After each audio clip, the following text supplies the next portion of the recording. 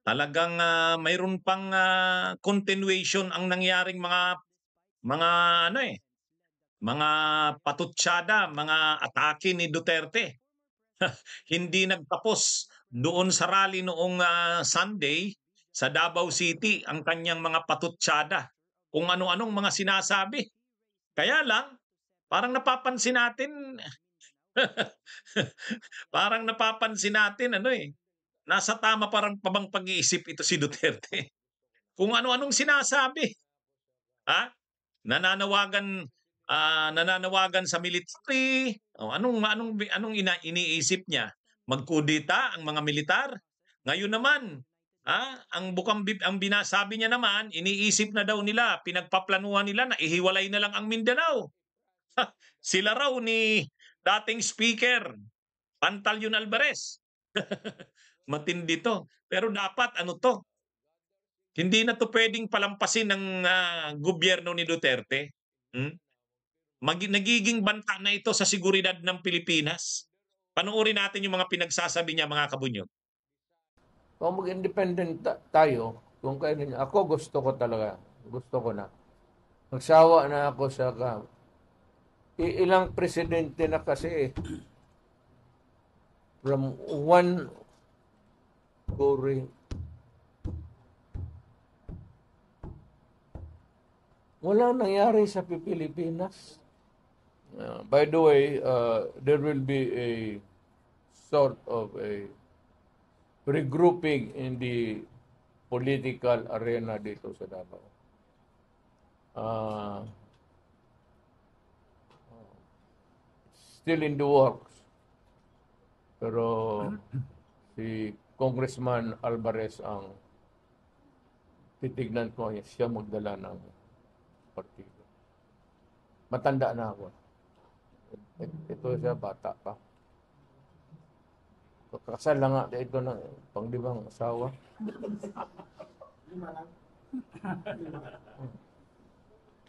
Kasal lang. We will try to figure out na we can be at least in Davao. Kung hindi naman lahat, meron tayo isang boses lang. Pero ako magprangka ako. Kikinig sila. We do not accept people na walang prinsipyo. Governor kung congressman ka wala kang prinsipyo, huwag ka lang pumasok. Kung ikaw sa ganon, pagdating ng pera, ito naman PDP, at it's more of a thing, but ang PDP has nagtataka ako nitong PDP sa Cagayan, June, the birthplace of PDP. Doon yung mga mautak ng sila Pimentel. Would you believe it, isa lang ang PDP na konsehal nila. So, one day we might visit. Pero yung mga yung leader, hindi ko lang sabihin mo na sabi nila, okay kami, we'll join. So, we leave it to, ito ang last namin. Kaya ko si Bebot ang pinapadala ko. Because si Bebot Alvarez, siya yung talagang pinakauna nagparakad ng mga papel about the desirability of Mindanao seceding from the Republic of the Philippines. Siya yung nanguna talaga. Kaya ko siya inilagay dyan so that we can pursue because by this time he would know the verbitals. It would not be, hindi naman rebellion, hindi yan sedition. There's a process in that. I think before the UN, where you would gather signatures from all sorts in Mindanao, magpirma, verified, under oath, in the presence of so many people, decide that we want a separate Kaya kung ganon lang naman kayo dyan sa Luzon, pati sa Visayas, bahala kayo. Lahat, nandito man sa atin lahat. We all give our resources to them. Wala man ang Samar, ang Cebu, wala man nagpadala sa atin ng saging. Tayo man ang Mindanao is rich. But of course, kung mag-separate independent to, at magpuntahan lahat dito ang Pilipino, then it's gonna be a big problem. So, on its growing years, you have to restrict. But you can come. Mga taga Luzon, Visayas, we will not deny you, Filipino. Pero, hindi naman, not really hindi naman passport. Kunting ano lang yung ibigay na card. Kung mag-independent tayo, kung kayo ninyo, ako gusto ko talaga. Gusto ko na. Magsawa na ako sa ilang presidente na kasi from one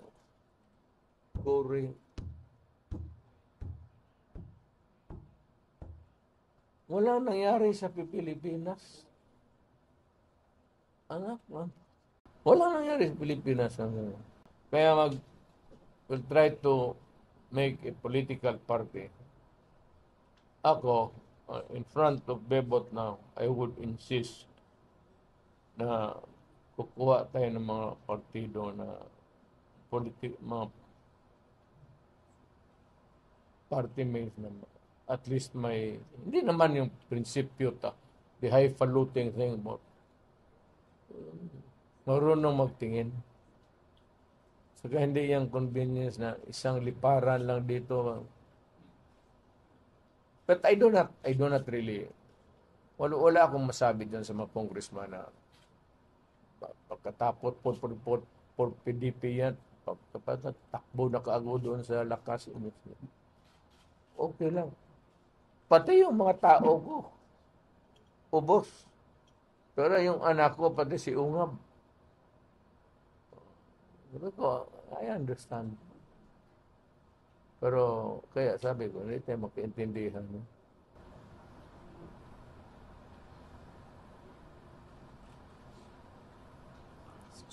Is this a secessionist movement, Mayor?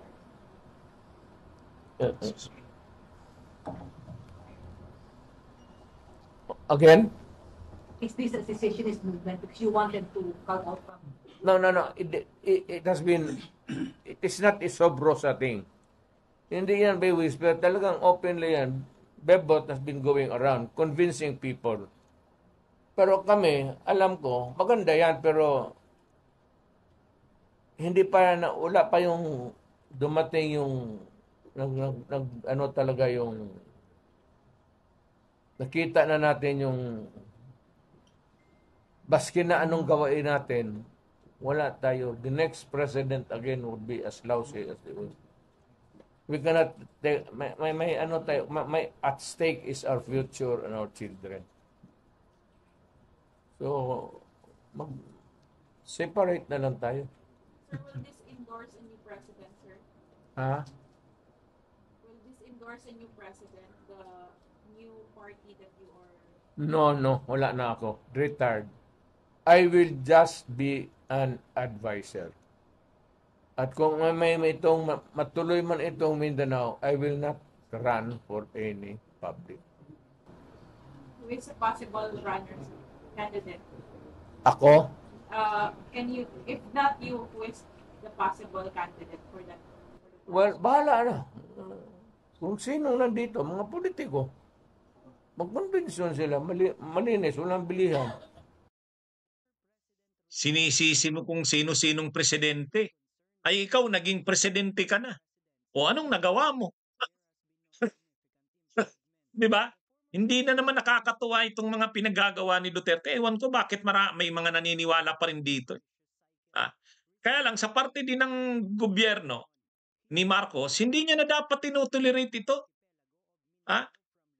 nasasamantala kasi nito dahil mahina ang presidente, weak eh. Weak yung leader ng bansa ngayon. Masyado na itong spoiled. Parang katulad din ng anak niyang si Sara. Sa totoo lang mga kabunyog, nagbo-border na ito sa wala nang katinuan ng pag-iisip. Ay siguro nga, ang iniisip niya, pag nahiwalay ang Mindanao, di gagawin ng probinsya ng China.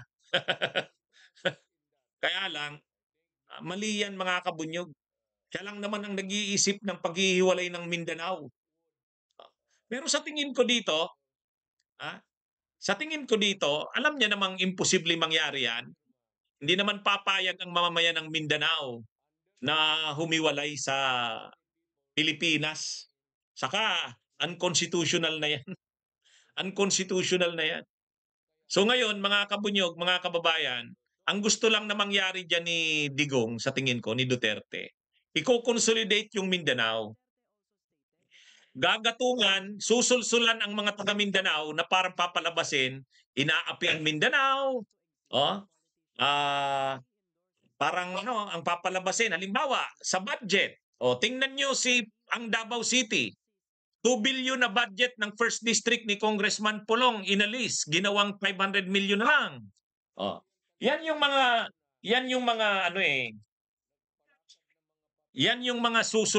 mga gatong na gagawin ni Duterte. Gagalitin ang mamamayan ng Mindanao na para bagang sila'y inaapi. Pero ang purpose niya talaga diyan para makuha yung simpatsya ng Mindanaoans para kay Sara at sa kanya. Kasi malaki rin na bloke ang Mindanao. Ikalawa sa pinakamalaking isla, Luzon, Visayas, Mindanao. Mas malaki pa sa Visayas eh. Kung Visayas, 3 lang ang rehiyon ng Visayas eh.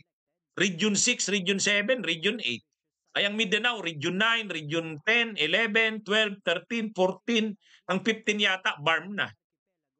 Sa Butante, malaki rin ang Mindanao. So actually, ang gusto dyan ni Duterte, gawing malakas, usulid ng base niya, ang Mindanao. Alam niya naman, hindi naman mangyayari ang paghihiwalay na yan ng Mindanao. Pero gusto niyang guluhin. Gusto niyang guluhin ang bansa. Galitin ang mga taga Mindanao na parang inaapi ang Mindanao para yung boto ng Mindanao ay makuha ng kanyang mga kandidato. Lalo na ngayon na magkakaroon ng eleksyon sa mga senador. So yung mga senador niya tulad nila Bato, nila Bongo, kukuha ng boto sulit sa Mindanao kasi gagalitin niya ang Mindanao. At ito namang si Alvarez magpapakasangkapan kay Duterte. Uto-uto rin itong si Alvarez eh. Uto-uto rin. Kaya ito, sa tingin ko, yung pagpo-float ni Duterte na maghihiwalay ang Mindanao, hindi naman mangyayari yan. Alam niya naman yan. Kaya lang, manggugulo lang yan. Tapos papalabasin niya lang sa mga taga Mindanao. Gagalitin ang Mindanaoans para yung mga kandidato ng Mindanao, ito yung suportahan ng Mindanao. Ay syempre may mga kakandidatong senador. Tapos sa 2028, para masigurado na si Sara makuha talaga ang malaking boto ng Mindanao kasi ginalit na ni Digong. Kung ano-ano na namang mga pambubudol-budol, kung ano-anong mga kasinungalingan ang sasabihin niya, sisisihin kung sino ang national government ang sasabihin na naman diyan Imperial Manila, sisisihin yan ang Luzon. Pero sa totoo lang, sinisisi niya kung sino-sinong presidente. Ay naging presidente na nga siya. Ba't hindi niya nasolusyonan yung sinasabi niyang problema? Di ba? Sos, kung makapagsalita itong si Digong, naging presidente na nga siya ng Pilipinas, anong nangyari? Ay, sos, alam niyo mga kabunyog, nakakalungkot na may mga naniniwala pa dyan kay Digong eh. Ay, okay.